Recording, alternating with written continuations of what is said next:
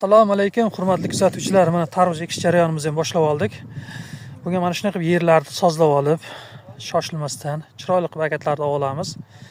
Keyin har bir 75 santimetrga mana chuqurcha kovlaymiz. Chuqurcha kovlaymiz mana.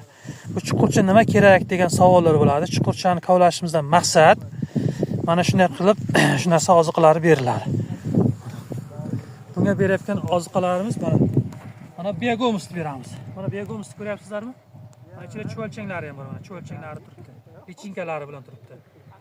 Bu biogomusni qayerdan oldingiz desangiz, tepaga nomerini qoldiraman, Jasur aka. Navshahardan Jasur akamizni oldik. Ko'chatimizga ham shu kishidan biogomus olib ishlatdik. Biogomusdan barakat topdik. Biogomus yaxshi ekan. Yana oldik mana.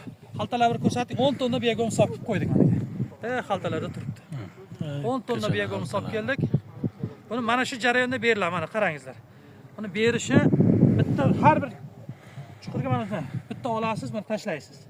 Mana ketdik. Yana bittasiga. Mana shunday qilib tashab ketilaveradi. Buni ustiga keyin tarvuz ko'chati ekiladi. Tarvuz ko'chatini ustiga ekib salafan yopiladi, salafanning ustiga tarvuz ko'chati ekiladi. Bizni kuzatishda davom etingizlar. Layklarni gumillatib, kommentariyalarni banglatib yoringizlar. Hurmatli bizning podpischilar. Sog' bo'lingizlar, salomat bo'lingizlar.